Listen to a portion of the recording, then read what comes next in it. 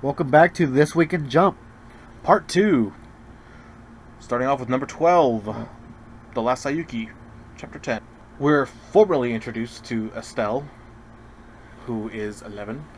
And she was the girl who was posing at the end of the last chapter. Yeah. And we're also told that the short boy is actually a man. He's 32. Yeah. His name is Nero. Yeah. Pretty cool name. Pretty cool characters. I like this. They're funny looking. That's what I have to say about that to start. Well, she's actually dressed up like that for a specific reason that we'll find out a little bit later. Yeah, she's embarrassed because Ryunosuke saw her like this, so she thinks he's going to ask, so she just starts with saying, "Oh, it must be pretty embarrassing seeing someone like me pretend to be an anime character, right?" I'm like, no, he was gonna say nothing of that. He wanted to see where his dad and Koharu were. Also, that he could tell that she was a good person and not a bad person because of the fact that she was a good character. Yeah, good character on the side of justice. And she takes them on a tour.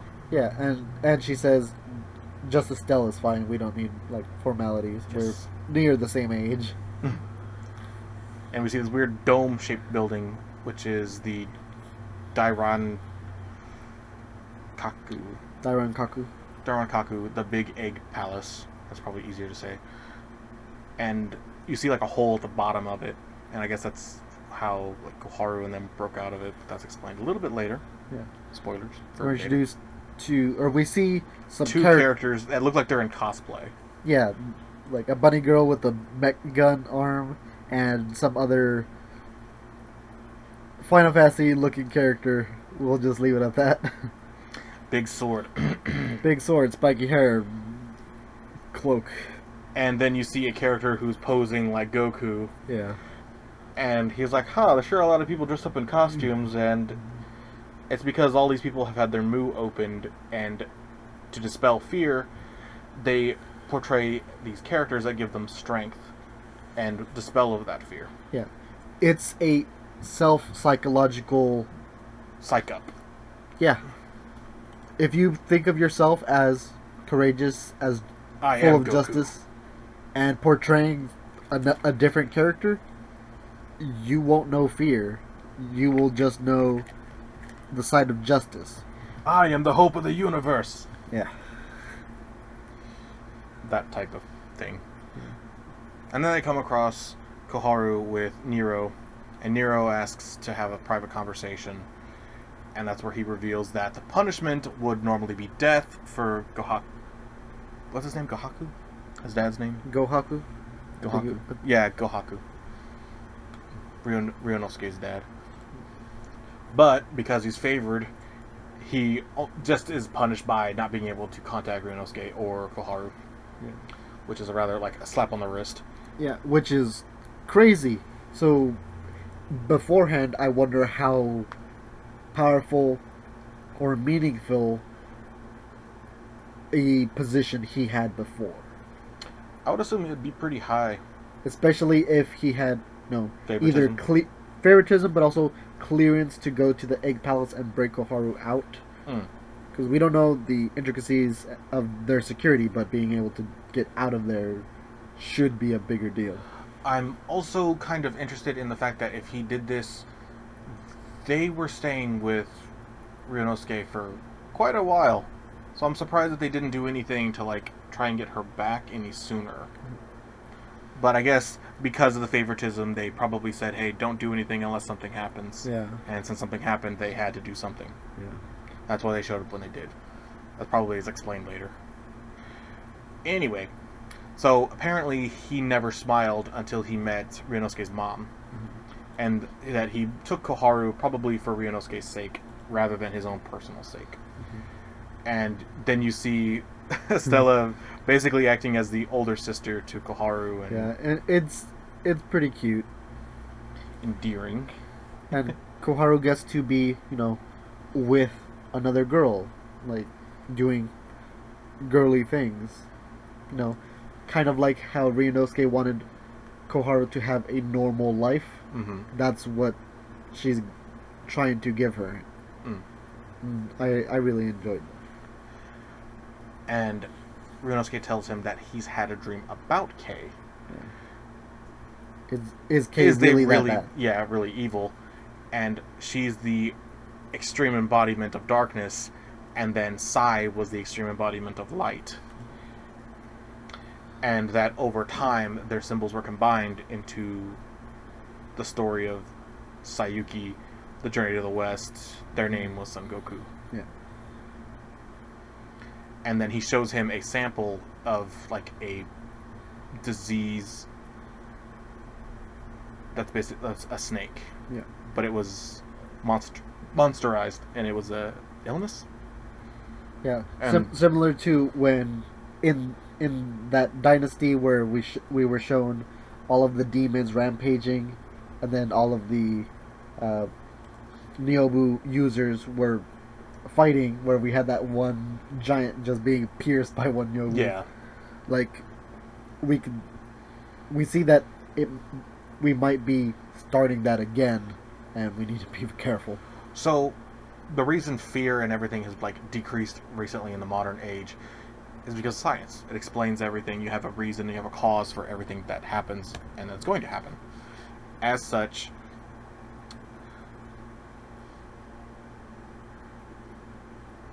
materialization of monster has decreased. So we cut to a clinic.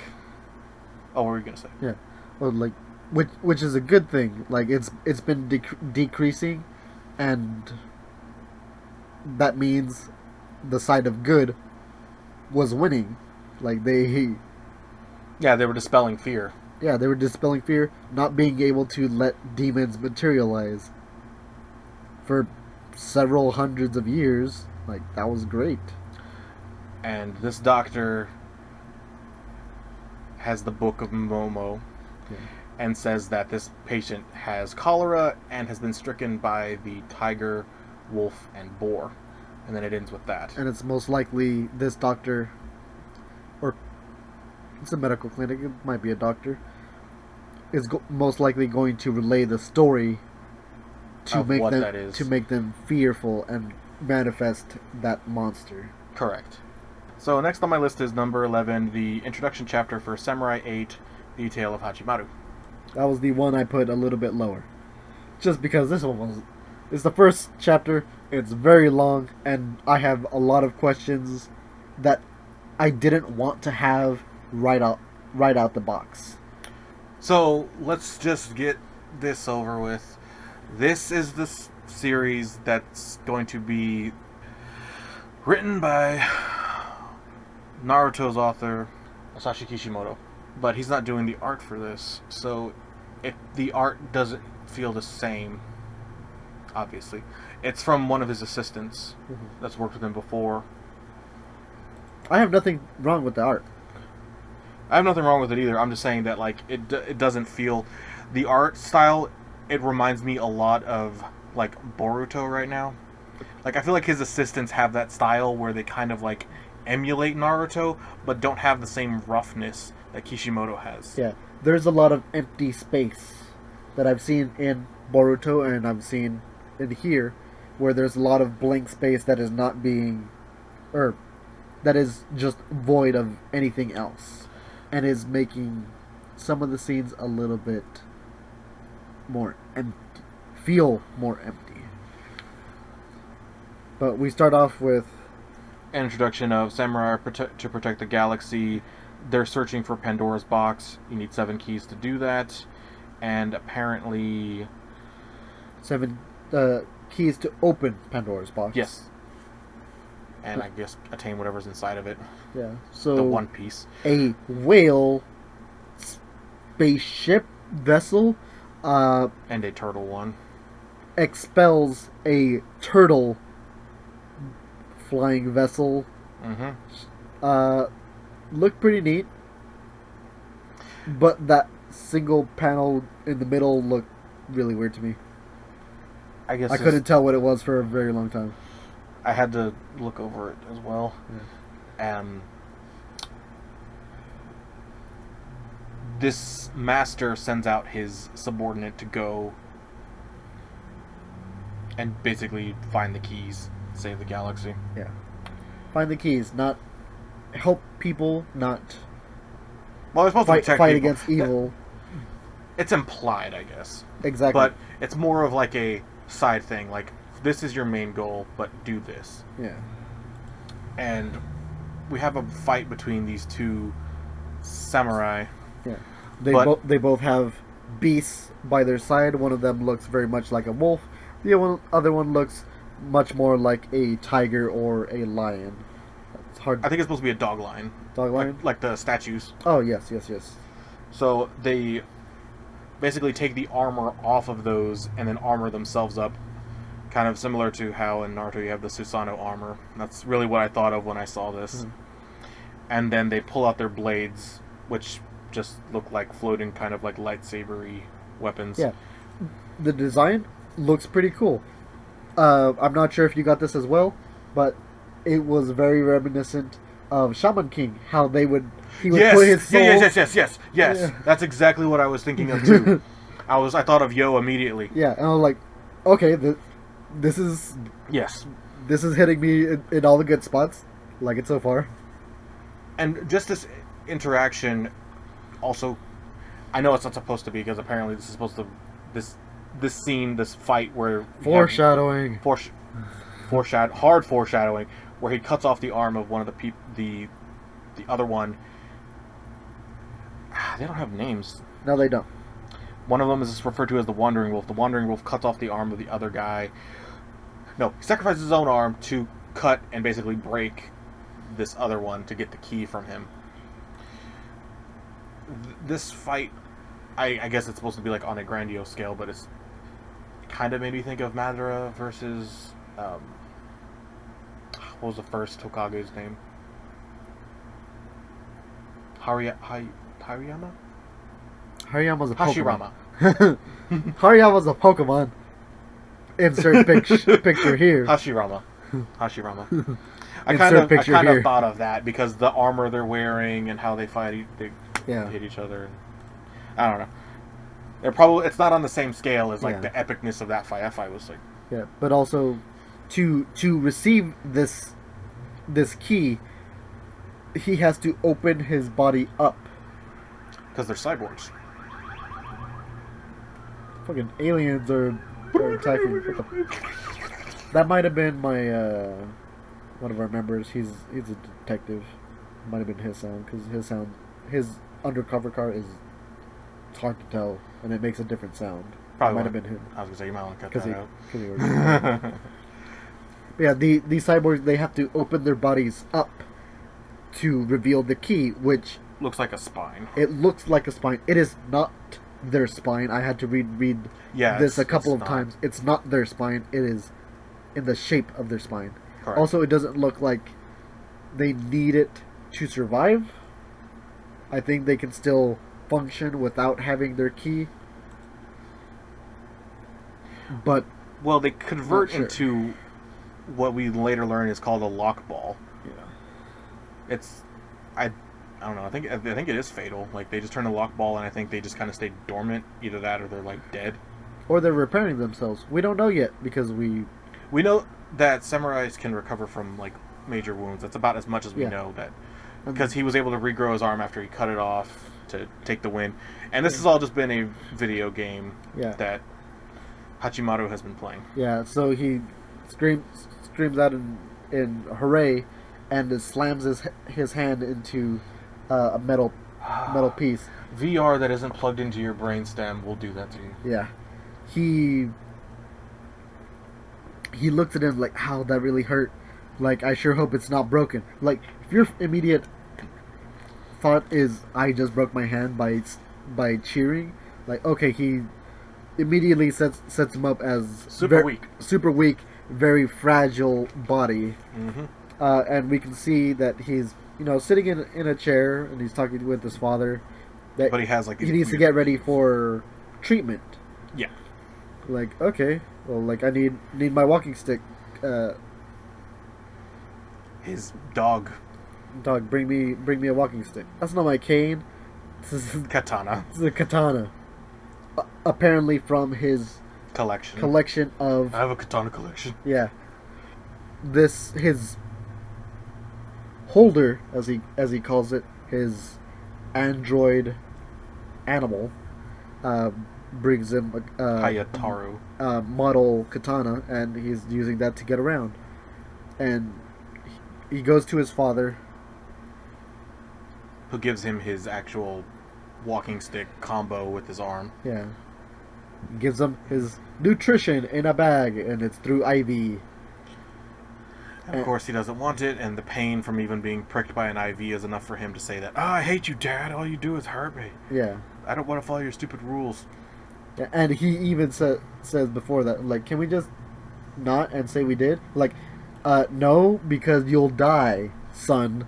I'm going to prick you so you can eat. Yes.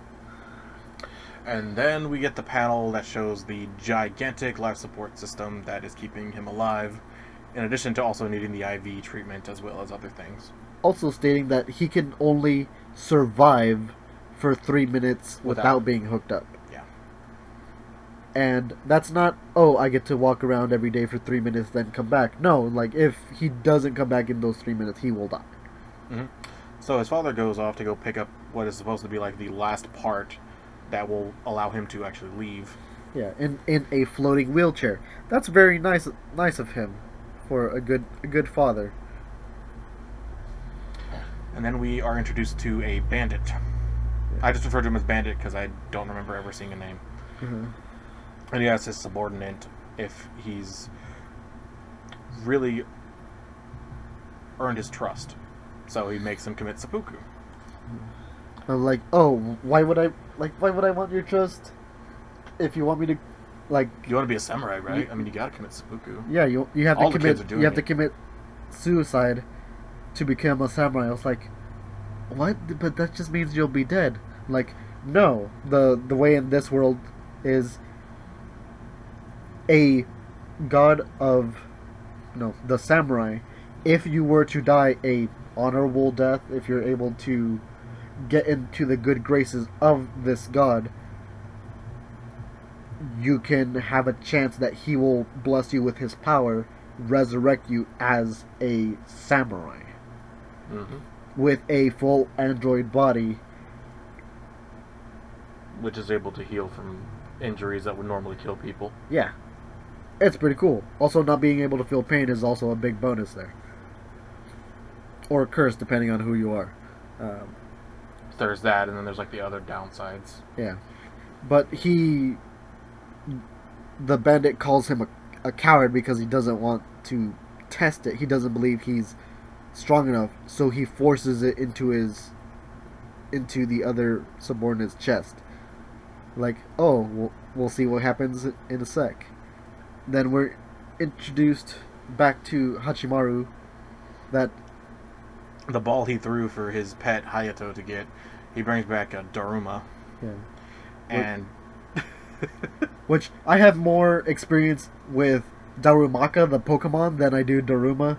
But I know this is what they're based off of, so that was my first favorite reference. I was like, what manga am I reading? What kind of like, kind of Pokemon? Who's that Pokemon? Like, so we get that little in between, and then we go back to the bandits, and the dad is there to pay for the locker ball. Yeah, but in an aggressive stance, he pulls out a gun. Then we go back to Hachimaru, who is drawing on the Daruma, and it turns out it's actually a cat. Yeah. A blind cat. Blind samurai cat. And he just tells him to refer to him as Daruma as well. Yeah. Insert picture of samurai pizza cats here. Like, okay, this definitely won't be the last time you use that picture. Of samurai pizza cats. Well, yeah, you have samurai cat Daruma in the series, and he's going to be a recurring character. I guess you could use that joke. I sure hope so. And so the bandit notices that there's a key on the father's necklace. Mm-hmm. And he points it out, and they have this conversation. Basically, it's like, you're a bushi, are just ordinary humans. Being a samurai, you are not human. And then he explains to him the difference, and then he like pops his head to where you can see the key that's through his body, Yeah. and that they're cyborgs. And he explains that they can recover from injuries, and he even goes as far as to cut off his own arm as a display, and shows him that locker balls were left by the warrior god Fudo Mayo Mayuo Fudo Mayuo. Mayuo. And these apparently are little stars, Ooh. and they're able to regenerate their limbs. Yeah. Pretty cool, but also if you attempt to connect with the orbs and fail, you just die. And that's exactly what happened to the guy who he made commit seppuku. Yeah. So as he was going to get the locker ball and leave, the bandit tells him, not so fast. And then we cut back to Hachimaru, who's getting the conversation with Daruma out of the way and saying, people call me Daruma. Believe it or not, I'm a samurai. And explains that he's blind. Yeah.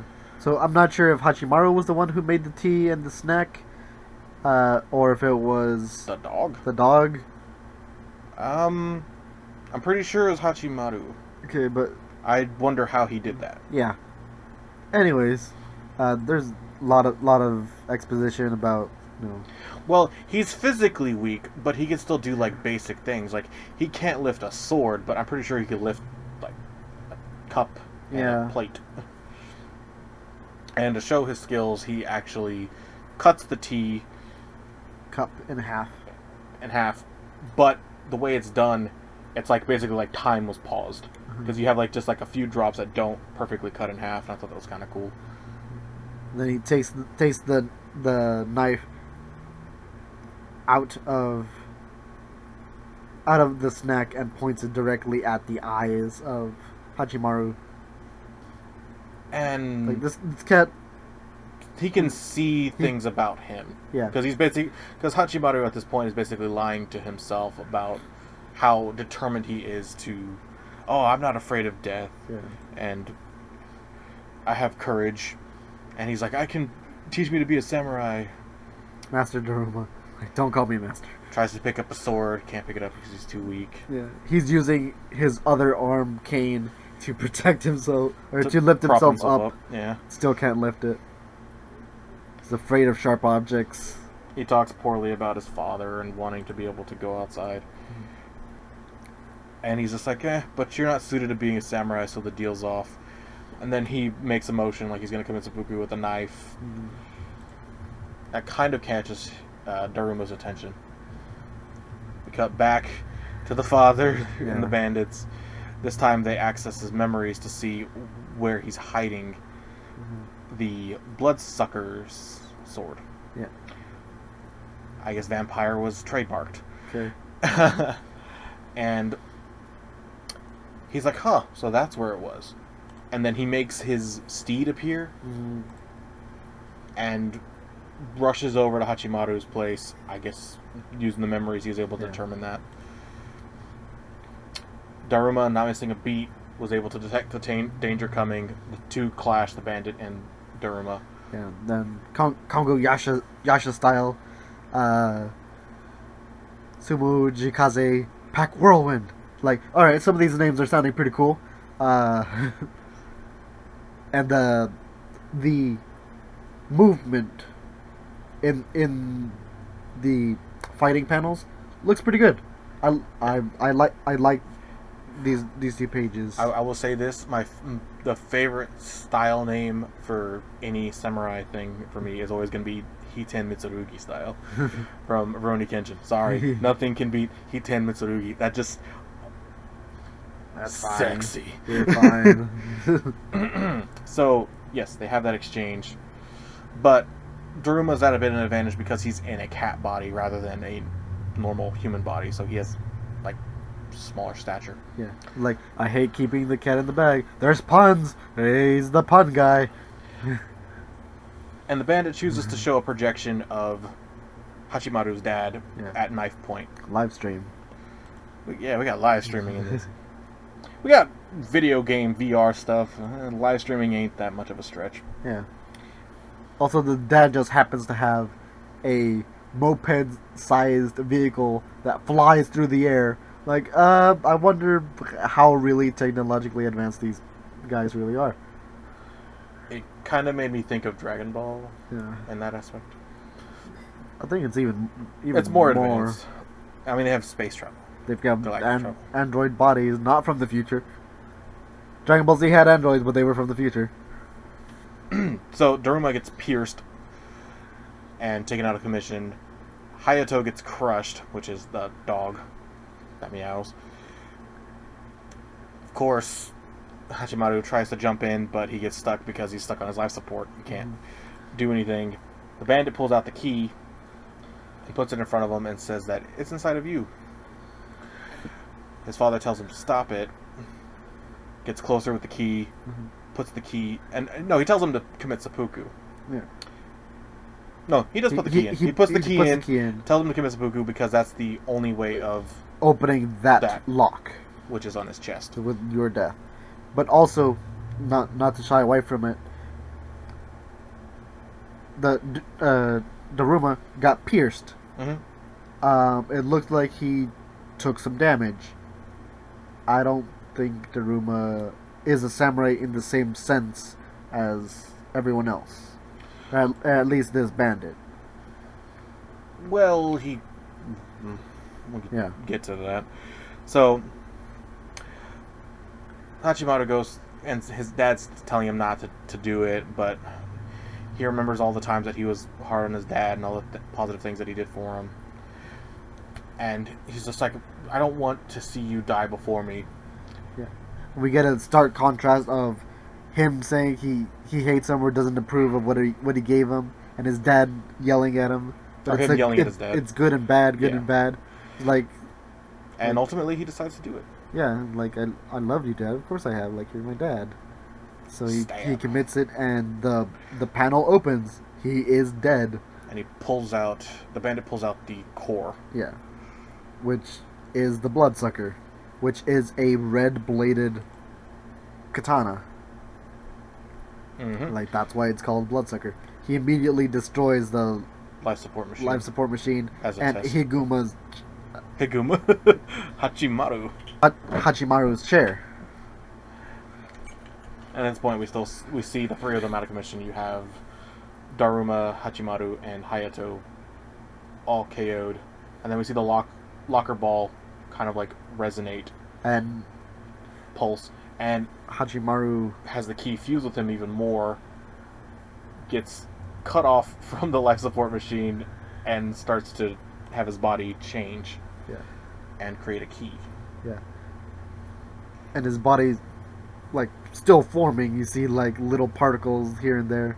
You see a like little Saturn like appear. Like that's kind of weird for being apart. Like you see another one down there. Yeah. To more emphasize planets in space. The galactic. It was interesting. Like, oh, I feel like a lot different. It's like, oh, you've gained the power of the threefold body. Huh? Yeah, he's granted it by the god. Yeah. And he can walk without his cane. You have become a samurai. Oh, dun dun dun. Roll credits. Yeah. And Hayato has also been reborn as basically a steed. Yeah. Which I'm not sure really what to call them at this point. No, how that happened. He just says put your hand on him and he'll reform. Like, okay, maybe they have a ability of matter manipulation. Well, considering that he was a machine already, I'm pretty sure that you're on the right track. Yeah. It's the first chapter, I'm not going to explain everything. Yeah. So they work together before in the VR game. So do it like we usually do. And then they fight against the bandits. The dog using the sheath as a blunt weapon to attack was pretty cool. Mm-hmm. That was practical. Yeah. And then we have the bandit armor up into a more traditional Japanese samurai on a horse. outfit, Mhm. battle armor.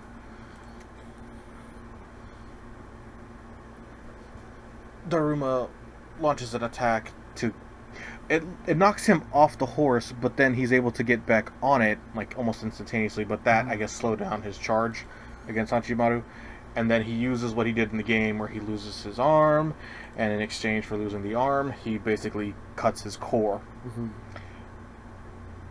and that allowed him to get the key.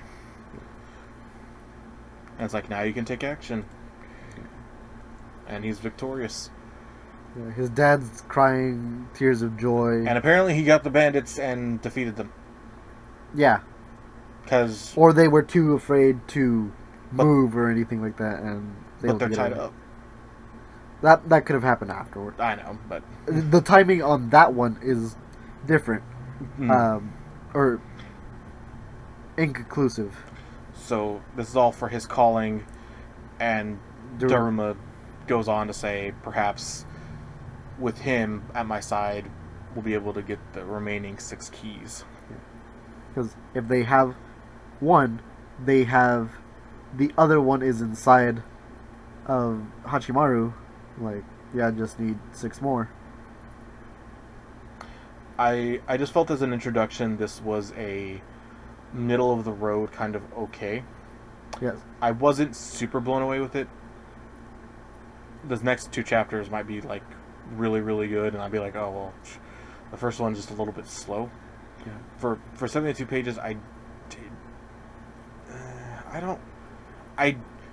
did go back and reread the first chapter of Naruto to compare it, because you kind of you have to, because it's the same author, even though it's not the same artist. Mm-hmm. Like it hits differently.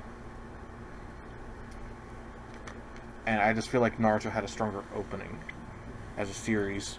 I would agree. There were some parts that I really enjoyed, but as a whole, this all happened in a single day. There was no time to really grow. There was not a lot of time seen of our protagonist starting from, a lower tier, getting stronger. This happened very instantaneously. Yeah, well, going from weak, not able to lift up a model sword, to I'm swinging this sword strong enough to knock someone off a horse and chop off and break their core.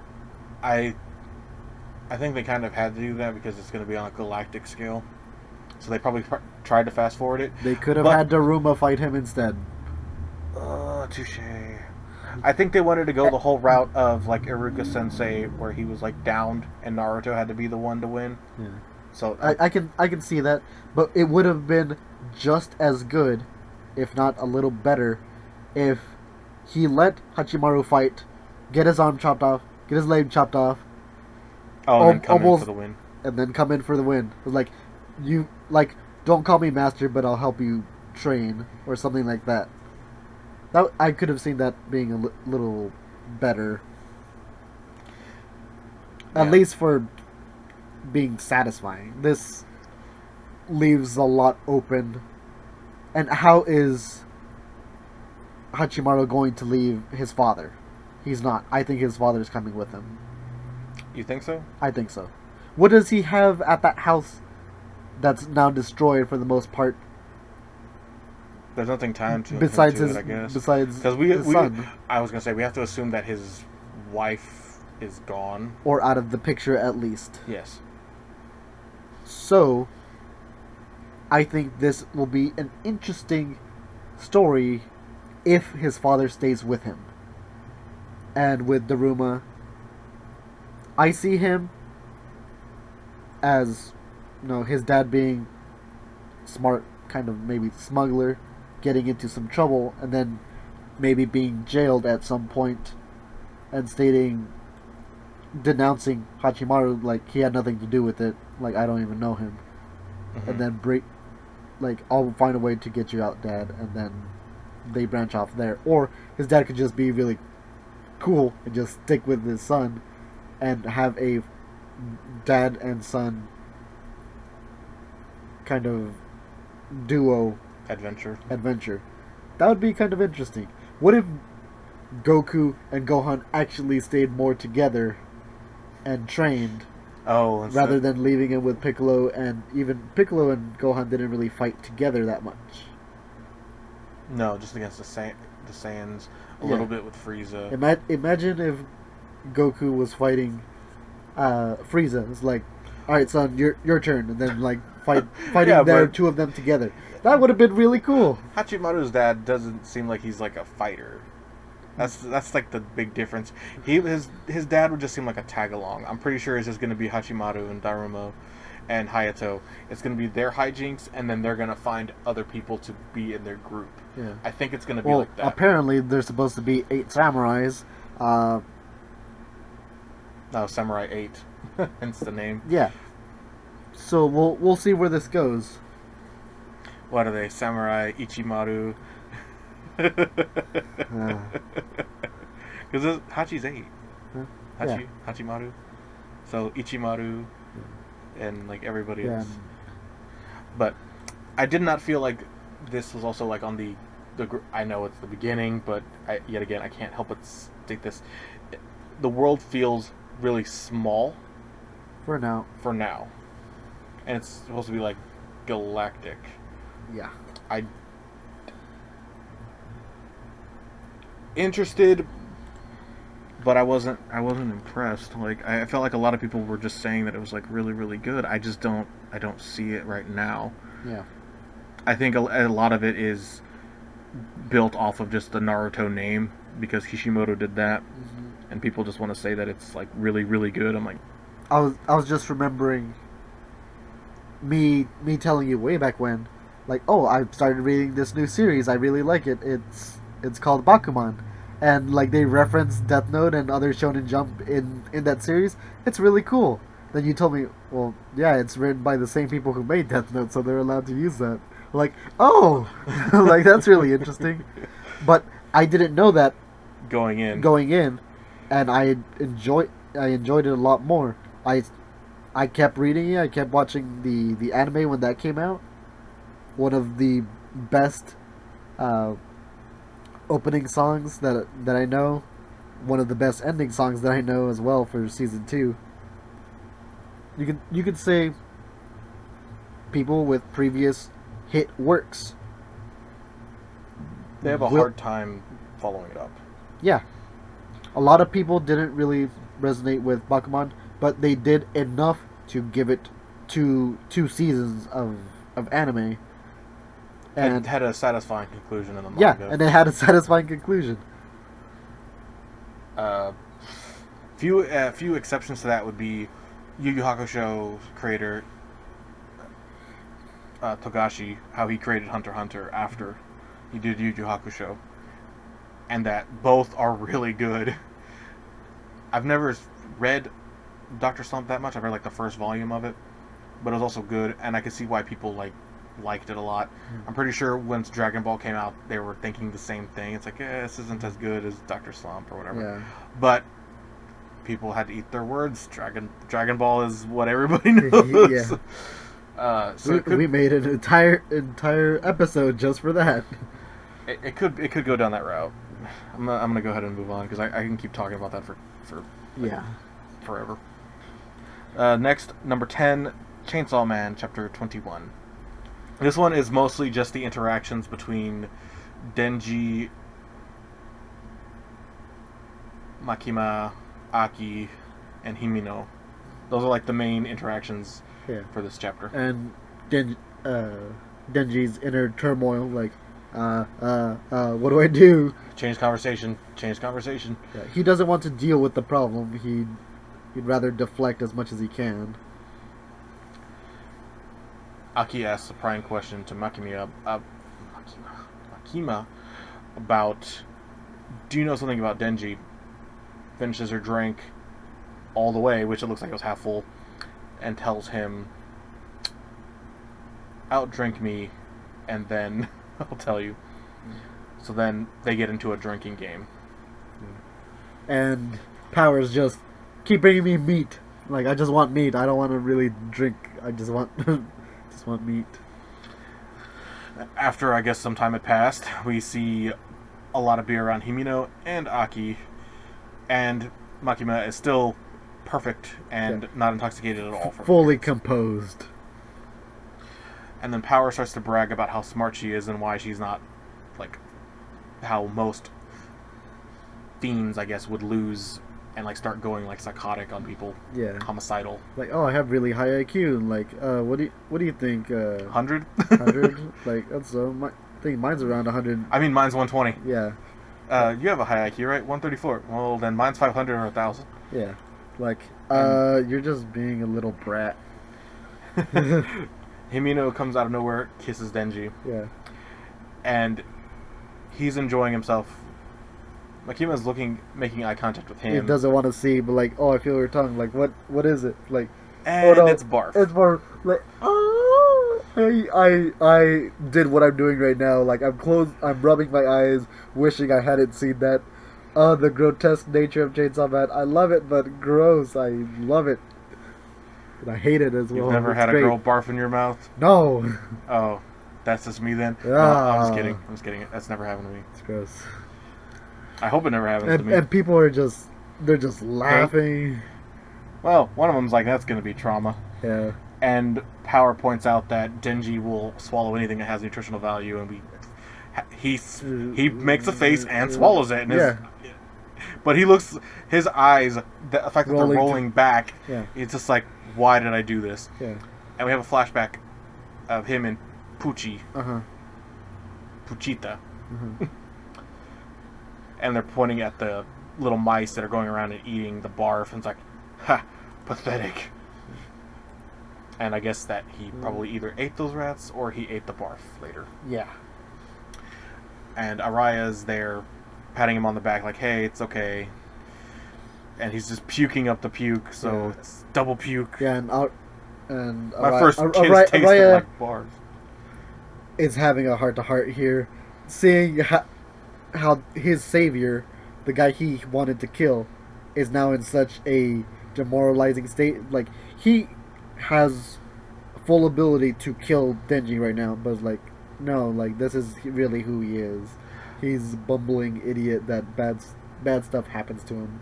Yeah, there was no benefit to killing Denji here. No.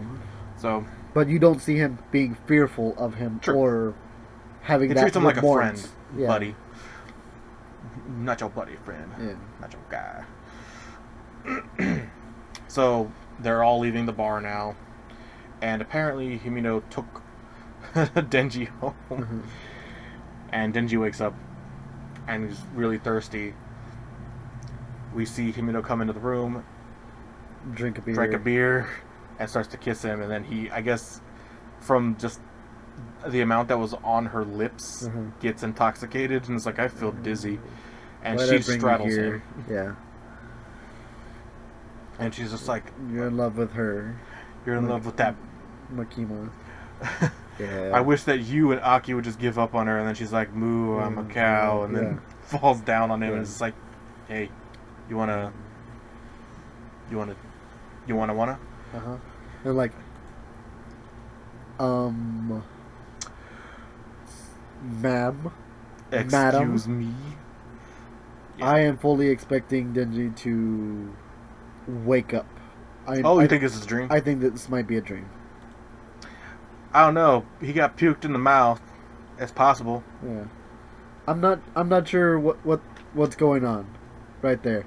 But I am really excited for the next one because I want to see everyone hungover and just laugh Fair enough. Also, more meowie. You and your chunky cat. Yeah. Okay, number 9, Food Wars, Chapter 310. Oh. Did you think it'd be higher? This was my number 1. Really? Yes. What? Okay. Yeah. So the judges don't want to taste this food, or because they're like, we've already had the best. There's no way that he's gonna be able to beat Saiba. Yeah, and any food I have after this is just going to ruin the taste. I want to keep this taste in my mouth as much as I can. Yes. I don't even want a palate cleanser. Like, so what is your grandiose concoction of culinary arts what are you really gonna do? You told us you were just gonna mash it together. Soma made fried rice. Everyone's reaction is just they're like, what? Alice is great, just like frustrated. Like, really, I brought my uncle here to see all this and dealt This with is all what this, you've done. and you're still making a mockery. These former judges of Shokugekis should know Soma by now. They should be ready for his kind of showman style. I was gonna say making the best out of a really bad situation. Yeah. That's kind of what he does. He has the protagonist plot armor. So Saiba doesn't miss a beat and starts criticizing him, just like, oh, well, your dish is so basic. Why did you even do this? This is laughable to even serve this. And then he notices something about the dish.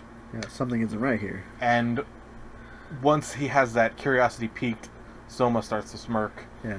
And Like, then they force the judge to eat. They literally force the food into their mouths. But she takes the spoon from her as soon as she's had. She lifts up the plate and just starts inhaling it.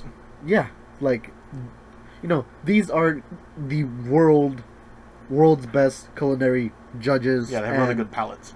Yeah, they're disregarding their appearance. They're disregarding manners to just eat this food out of just pure pleasure in eating. It just tastes so good. Yeah. And you have Sarge and Dawn, the other noir. Mm-hmm. What is going on? Why is she doing that? And then they start to break down the food components. You have din pong, the pork element from Chinese culinary. Yeah, it looks like it's seasoned with multiple layers of fat and meat and fat and meat. Then you have the aquapaza, you have the Indian dish, green beans, poriel, miraporix for the French aspect. Forgive me, I do not speak French. Yeah. And then it was...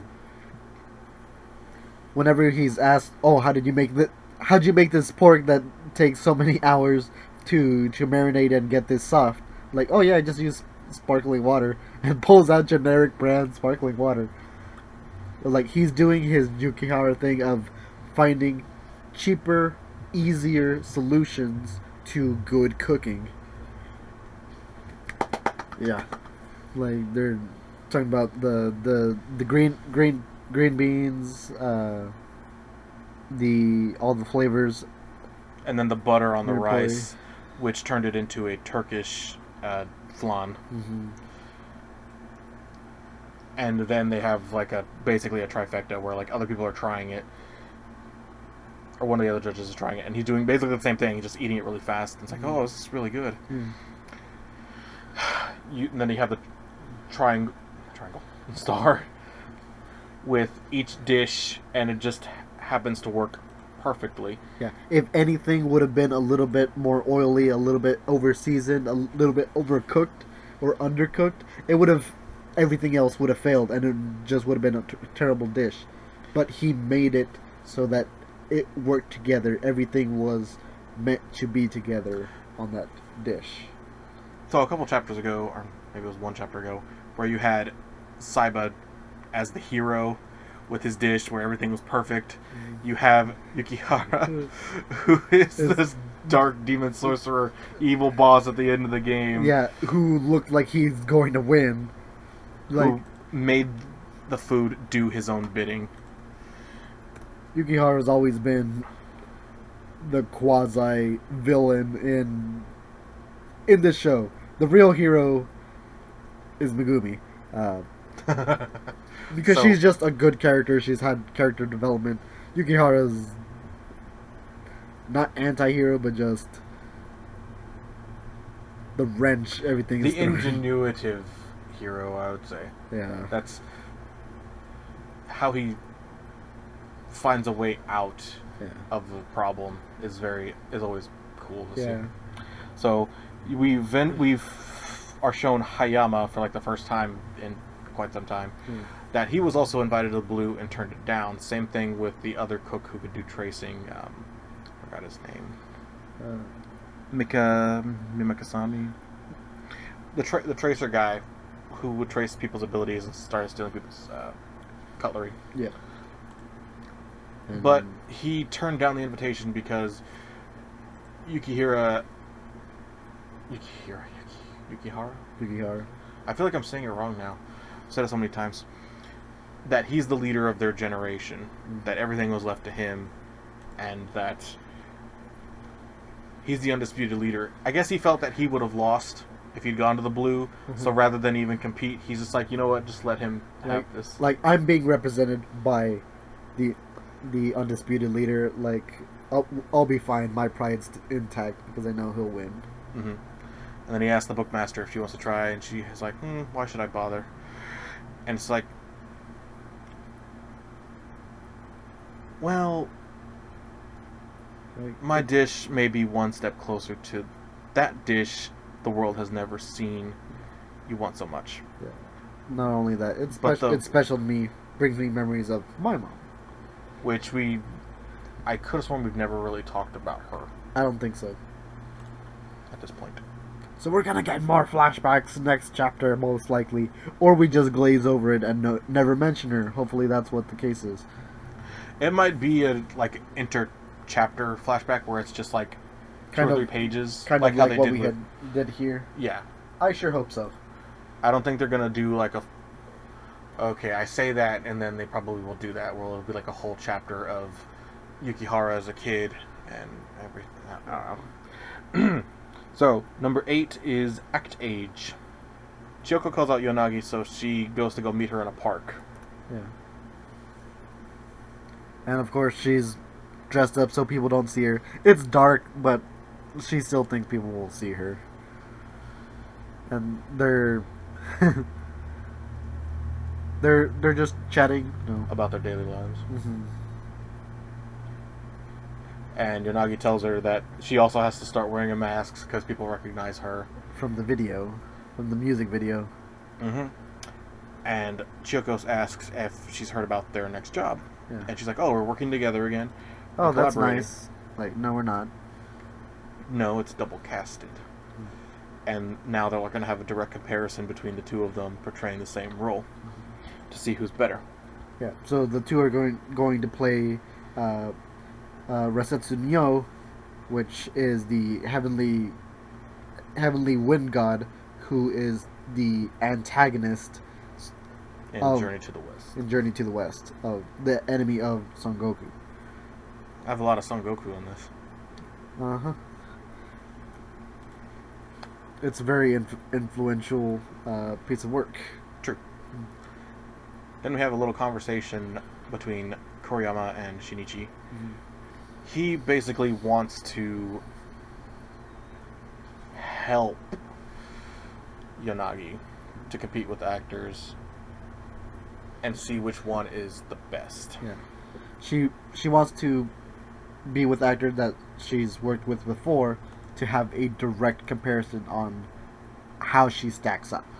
Mm-hmm. Similar to, Power Levels, Dragon Ball Z, or Hunter x Hunter, when Killua writes the gauge of Gon, and then and Killua, then Hisoka, like the difference in their abilities. That's what's going on here, but they might be a bit closer than Shinichi actually might think. And then the pair of them go to a park in Shinjuku. And you have a man just laying down who is taking a nap. With a bunch of people that crowded around. And are taking pictures of him. Yeah. And he's like, oh, a great mob of fans. Ugh, I can't even take a nap in this country. And he's asked for an autograph, and he's like, do you know who you're talking to? Yeah. Thinking like, uh-oh, he's gonna start some trouble here. Yeah, now Kuriyama and Shinichi are getting there. And he's like, it's your lucky day. And then he starts signing. He grabs him by the collar and starts signing his collar. And Shinichi was like, well, maybe his temper is more random than just short. And without missing a beat, he points out, you made Shinjuku Girl, right? And they're a pretty good distance, so he was like, "Oh, Yonagi's music video? Uh-huh. How did you know?"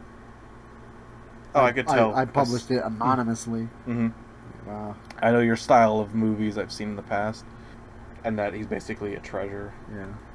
Or my acting is one of mankind's treasures.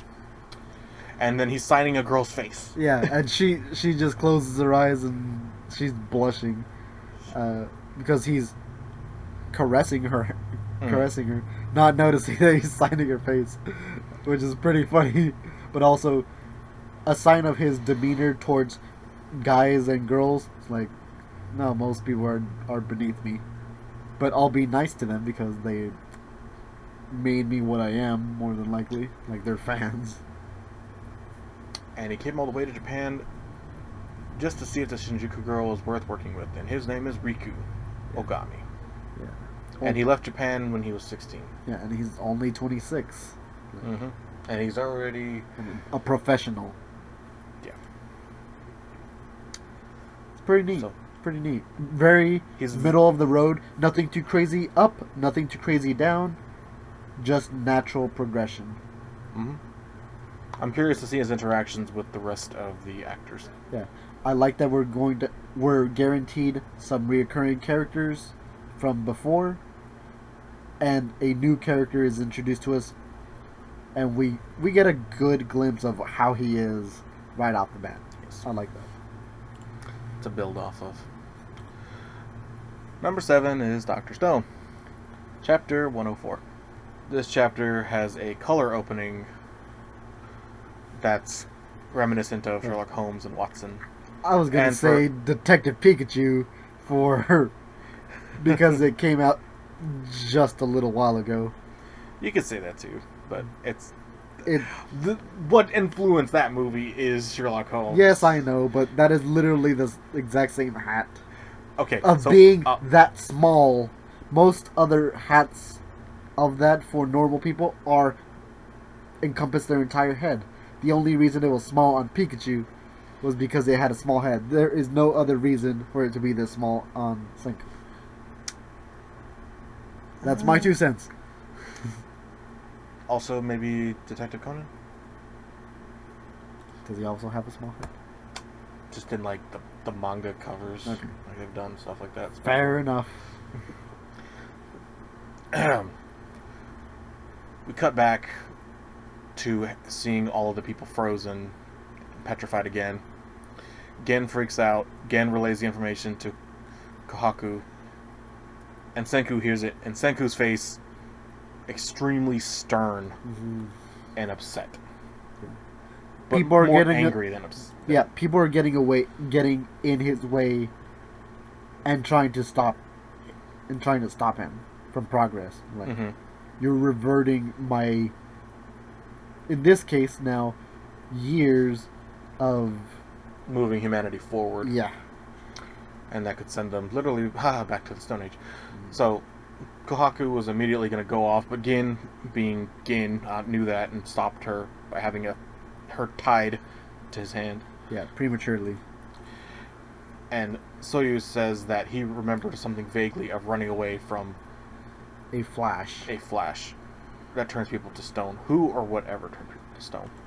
So that means that something or someone has been doing this periodically throughout time. Yeah. And Senku thanks Soyuz, like, this is valuable information, that it's something that can move around. Yes. So, like, our best place to be is to find whoever's dropping these seashells. Yes. And we need to find them quick. And that they may be potential allies. Sorry. Potential allies and not... I'm trying to avoid the same fate of being petrified. And you kind of see a figure of a girl walking away. Or at least a silhouette. And so, like, how are we going to do this? Well, they pull out the CSI forensics. Senku determines that the shells have only been there for a short time because flies are only barely starting to show up. Then they take it a step further and dust and heat them up, get a magnifying glass, flash a black light on it, Yeah, fingerprints. They determine the fingerprints are most likely female based on the shape, and that they're young. Yeah, average weight, average height, Yes. and like you can determine this much from fingerprints. Yes, this is forensics. You can find out quite a bit from a small bit of DNA, from skin, from hair, from fingerprints. From footprints, you can get similar things Yeah, as well. depending on like the depth that the ground was pushed down, Yeah. you can tell the weight of something. Yeah. I gave Senku the point on the young woman. That was Gin, because why would an older woman like waste her time throwing away all these shells? They would just get the minimum amount that they needed at the time. Mm-hmm. And then he also finds a piece of hair, Yeah. and using Kohaku as a centrifuge. Yeah, because apparently she's OP. OP, but she's naive, so she could be used. as Under a tool. microscope, they find that there were lily pollen Mhm. lily pollen in her hair, which means that she couldn't have been on the coast or lives on the coast. She We has have to live go inland. Towards the mountains. Correct. And typically, civilizations try to stick close to the base of the mountains so that any runoff water can be made into streams, and having a higher elevation point lets you see predators and enemies from further away. Mhm. It just makes sense. And now they must use Kohaku's super high definition vision, and she actually sees their target. They see that it's a girl, and then they show her. She has kind of like black dreads. Yeah, she's really pretty. It's the big eyes. Yeah. And then she apparently has suitors because there's other men that just come out of nowhere. Yeah. And our group has no idea what to make of it. And They just look confused. Yeah, Soyu says, "Oh, like, She's cute. Well, it would Like make we Kohawk is just like, oh, we found her. Like now we can keep going. Like social problem here first. Number one. yes. It's like, what have we stumbled upon? Yeah. So, yeah. Very interesting. Very funny ending. Not a very funny start. I'm conflicted on how The to tone? yeah. But it's good. I like it. That's kind of why I put it right around here, is because I was like, it was like, okay, what are we gonna do for that? Okay, we're gonna do a CSI chapter, and then we're gonna like solve that by finding the target. Now what? I did not.